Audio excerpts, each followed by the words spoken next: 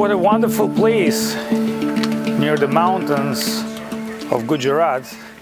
Not so far from Gujarati Sea, we found one incredible place which calls Jambavan Guhya, or a special cave of mystical bear Jambavan. The story builds back to Ramachandra.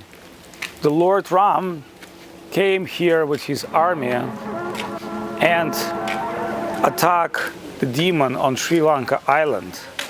He fought with mighty Hanuman, an army of rikshas, mystical bear beings who were fully conscious as humans, but even more advanced than humans. They could change their form into humans as they desire. So one of these mystical characters, Jambavan, got a special blessing, and he lives here in this very ancient cave for many thousands of years, because he was granted almost immortality in this world. So this cave is now being restored, and there's a special staircase, but we see mystical powerful trees with a great energy here and some auspicious vibe of spirituality, because this cave, after Krishna visited, become a holy place and place of pilgrimage for many thousands of years and generations of different sages, and of course the Indians.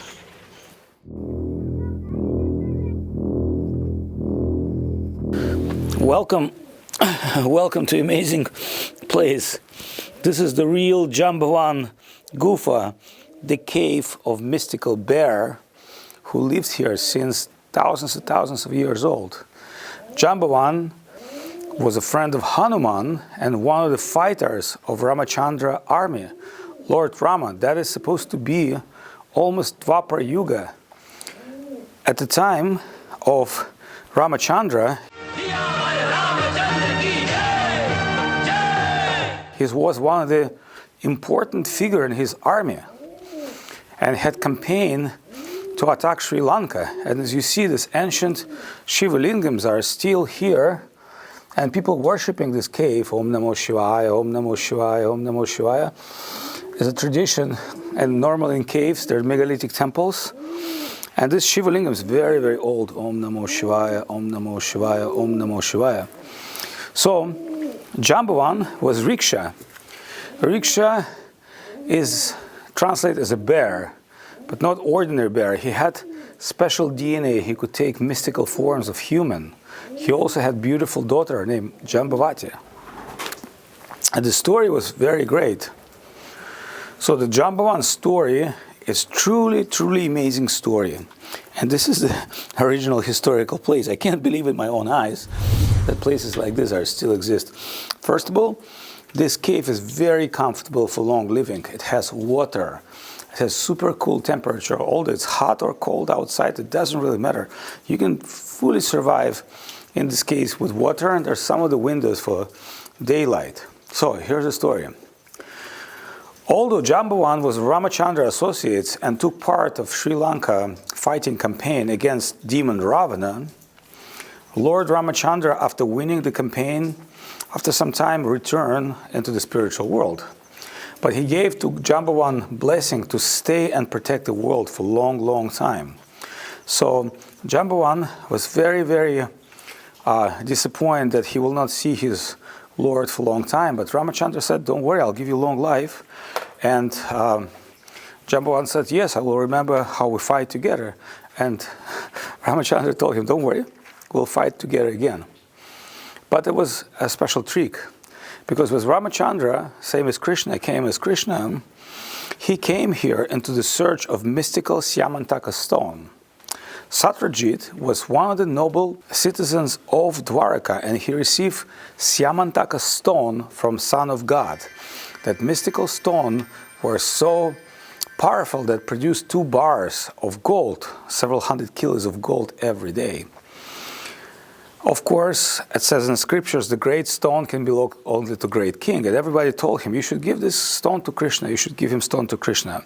But he was so much overwhelmed with the beauty and power of the stone, he said, no, I don't give it to anyone. So one day his brother Prasen, without permission, grabbed the stone and went with a stone to this area. And he thought, well, I have a mystical stone, it will protect me. What happened is, as lion saw Parsen walking with the mystical stone, he was attracted by power of the stone. Even the animals were attracted by the stone, and he attacked Parsen and killed him. After a lion carrying in his mouth the stone met Jambavan, the mystical rickshaw bearer. So the mystical rickshaw bearer understood that somehow a lion got this mystical stone and he attacked and killed the lion.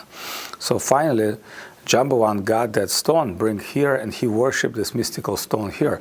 Therefore, this place still have this radiance and power. So what happened next? Believe it or not, Krishna was accused that maybe that stone disappeared because Krishna wants it. But Krishna wants to show everybody else, I'm a noble king, I don't inquire anybody's property.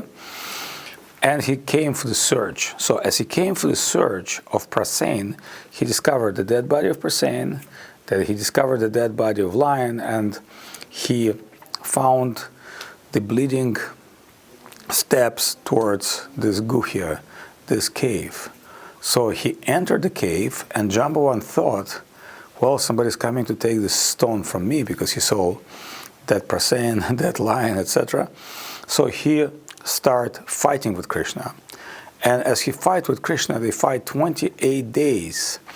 And just after some time, Jambavan started thinking, this person who I'm fighting with, black color, he sounds very mystical person. I don't know what his name, but he's so powerful like my Lord Ramachandra. Finally, after some time, he realized he's fighting with his own beloved Lord Ramachandra. And he surrendered to Krishna, and Krishna revealed his previous identity as Ramachandra and said, hey, remember, we had these jokes that we're going to fight together again. So that's why I didn't want to reveal myself, because I want to test. He's still so strong after so many years. He's still a great fighter. Of course, Jambavan was super, super happy.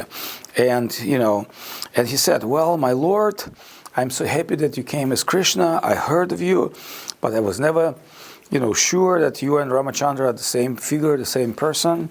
And since that we met again, I want you to beg one gift from me. Not even one gift. You should marry my beautiful daughter Jambavati. She lived with him, and she was looking for a suitable husband. And of course, who was more suitable husband than Krishna?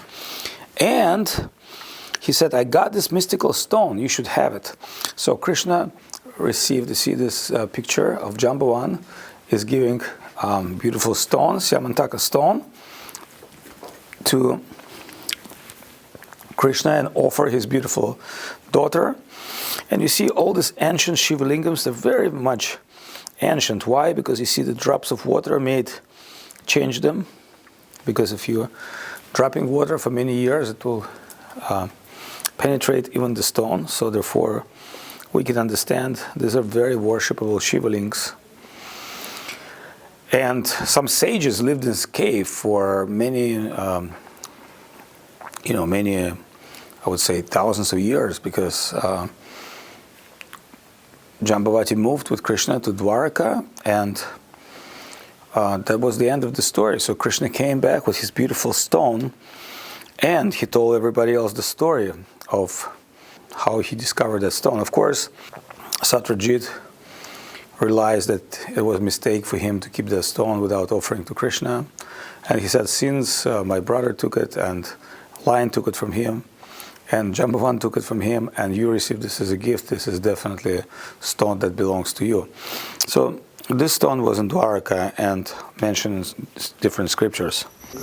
So we're leaving this mystical place of Sri Jambavan, where two beloved friends met, Lord Sri Krishna, who previously was his Lord Ramachandra, and Jambavan, his great devotee. And of course, it's a very, very beautiful story, but as you see, this cave still exists for thousands of years. And the beauty of this cave, the fact that it has natural airflow and special entrance, it's pretty amazing. So why don't you follow me, and we'll try to get out through this entrance. And I have to climb a little bit with a rope, so you can understand That's a very, very sacred cave. I'm sure the stairs has been built much later, maybe 100 years ago or so. But, you know, it's obvious that this place was like a holy place of pilgrimage for thousands of years, and local people all know about. But they say after Jambavan, there were some great mystic yogis living here in this cave because they believe the power of the Lord Krishna and Syamantaka gem is still here. And I can say it's really, really amazing experience to come to such a unique place, which is not easy to find. It's like 100 kilometers from Dwarka, and of course this place already been developed by some religious trust or something. You know, it's not longer a temple, it's more like museum and people coming here. But you know, those still worship is going on. Hare Krishna. Вырубай.